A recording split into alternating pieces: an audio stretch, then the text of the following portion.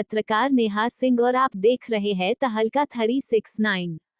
हाल ही में अमेरिकी फेडरेशन ने अपने ब्याज दर में 0.75 तक वृद्धि की। इस संदर्भ में वैश्विक सोना चांदी बाजार पर कितना दबाव आएगा? भारत में नवरात्रि, दसरा, धनतेरस और दीपावली का त्योहार शुरू होने वाले हैं। उसके बाद शादियों का मौसम शुरू हो रहा है। तब स्थानीय बाजार कैसे रहेंगे?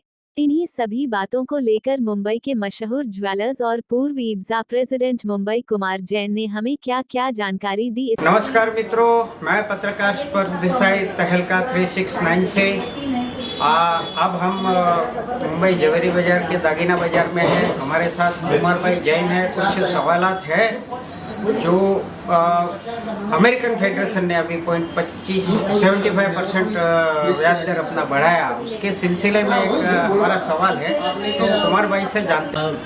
अमेरिका ने अपने फेडरल रिजर्व के तहत ब्याज की बढ़ोतरी की है।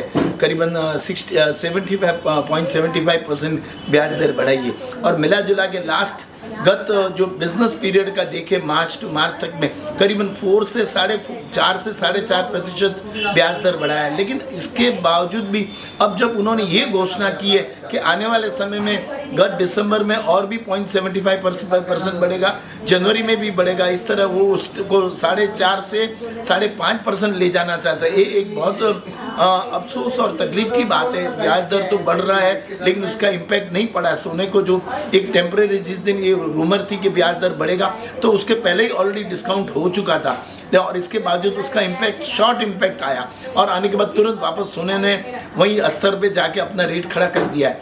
तो जहाँ तक सवाल ब्याज दर का है, सरकार की पॉलिसी जो है उनके इन्फ्लेशन की वजह से, अमेरिकन गवर्नमेंट के इन्फ्लेशन की वजह से उस ब्याज दर बढ़ा रही है, लेकिन उसके बावजूद भी उसका इम्पैक्ट शेयर मार्केट और कमोडिटी यानी मेटल मार्केट पे पड़ता है। लेकिन जहाँ तक सोने का सवाल है, हम देख रहे हैं कि जो ऑलरेडी पहले से ही सोना इतना ज़्यादा डिस्काउंट हो चुका है कि अब ब्याज दर बढ़े या घटे, सोने पे इसका कोई इम्पैक्ट नहीं होने वाला है।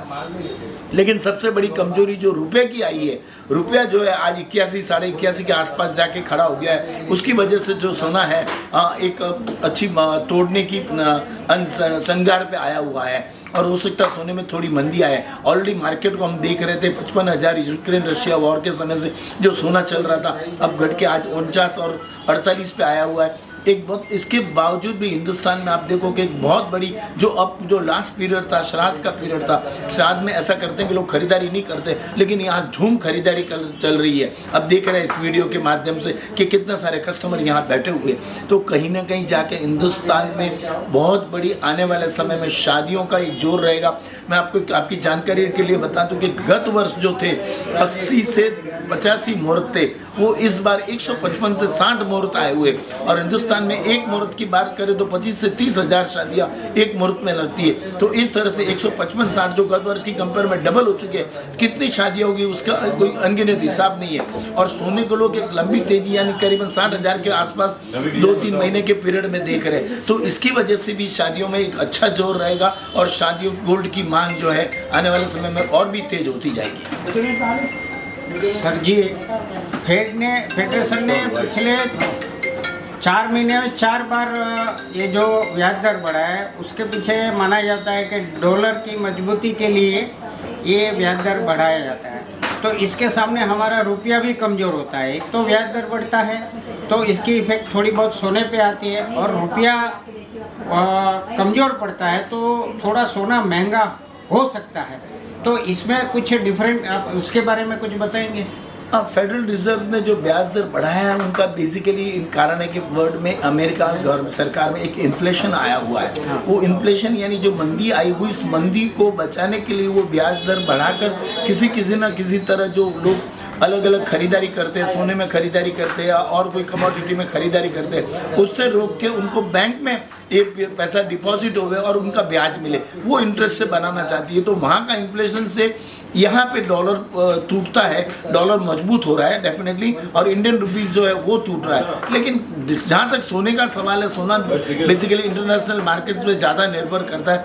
वहाँ जो डॉलर था 2000 हम 4-6 महीने की बात करें तो 2060-2070 डॉलर था, जो घट के अभी 1630 पे आया हुआ है। तो डॉलर घटने से वहाँ अमेरिका में उसका अलग इम्पैक्ट पड़ा है, लेकिन जहाँ तक हिंदुस्तान में उसका रुपीज़ पे इम्पैक्ट पड़ता है, और रुपीज़ में इम्पैक्ट होने की वजह से सोना यहाँ पे इतना गिरना असंभव है। डेफिनेटली गिरेगा, लेकिन आने वाले समय में वापस एक अच्छे तेजी का दौर रहेगा। उसका कारण है शादियों की बर्बाद, और वैसे भी लोगों को एक मोह है हिंदुस्तान में कि भी सोने में हमेशा इन्वेस्ट करो, प्रॉपर्टी में करो, शेयर मार्केट में करो, और भी कई मार्केट में करो। उसमें बेस्ट सोने का जो इन्वेस्टमेंट है सबसे उत्तम इन्वेस्टमेंट माना गया, क्योंकि ऑन द स्पॉट ज़रूरत पे अगर कोई भी चीज़ कैश एंड कैश कर सकती तो वो सिर्फ सोना ही है। इसीलिए कहा गया है कि सोना है सदा के लिए। अच्छा, ये पितृ श्राद्ध पक्ष पूरा हो रहा है और अभी नवरात्रि, दशहरा और दिवाली का त्यौहार आ रहा है, इसके बाद शादी का त्यौहार है, तो क्या सोने में खरीदारी बनी रहेगी? बिल्कुल, सोने की खरीदारी जोर से बनी रहेगी। पितृपक्ष पूरा होने के बावजूद भी इस समय इतना सारा काम चल रहा है, और अब आने वाले 2 से 3 दिनों में एक अच्छे से सीजन आ जाएगा। नवरात्रि है, दशहरा है, धनतेरस है, और इस तरह के फेस्टिव सीजन की भी एक अलग मांग हमारे हिंदुस्तान में रहती है। ऐसा मानते हैं कि इस दिन खरीदारी की हुई खरीदारी में जब हम घर पे सोना ले आते हैं तो घर में समृद्धि, यश और कीर्ति आती है। ऐसी फीलिंग और ऐसी भावनाओं के साथ ही लोग सोने की खरीदारी करते हैं। हमने देखा कि लास्ट क्वार्टर जो था उसमें भी इंपोर्ट भी ज़्यादा था, जबकि इतने भाव होने के बावजूद भी इंपोर्ट ज़्यादा था। तो कहीं ना कहीं आने वाले समय में एक अच्छी मांग और उसके साथ में सोने में तेजी बरकरार रहेगी।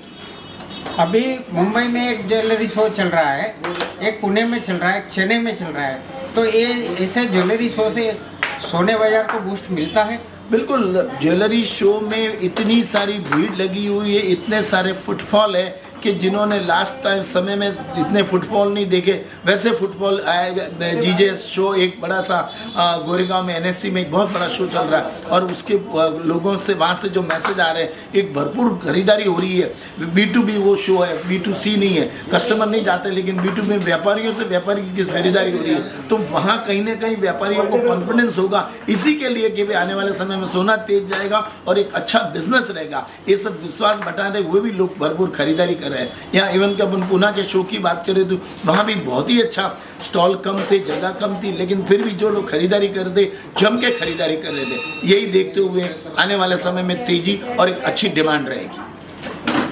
दशहरा और दीपावली दोनों एक के बाद एक आ रहे हैं, नवरात्रि भी शुरू हो रही है, तो हमारे व्यूअर्स को आप कुछ कहेंगे? बस एक ही कहूँगा कि अगर आपके घर में शादी है तो इस शादी की वजह से आप अभी से ही शुरू कीजिए, वेट मत कीजिए दशहरा का, नहीं वेट कीजिए दिवाली का। अगर शादी की खरीदारी करनी है तो खरीदारी कीजिए। अगर आपको ऐसे फेस्टिव सीजन की भी खरीदारी करनी है तो आप धनतेरस और दशहरा की राह मत देखिए, उसकी खरीदारी आप अभी कर लीजिए ताकि आपको भाव का फायदा होगा। शुभकामना देंगे कुछ मेरी तरफ से हमारे दर्शकों को, तहलका के सभी दर्शकों को आने वाले समय की दशहरा की और धनतेरस की खूब खूब बधाइयाँ। और मेरी आप सभी से निवेदन है, मेरे कस्टमर, मेरे व्यूअर्स तहलका के, अगर आप सोने की खरीदारी करना चाहते हैं तो ये सही समय है, आप खरीदारी करें और अपने आप को फायदा, अपने आप का फायदा देखें।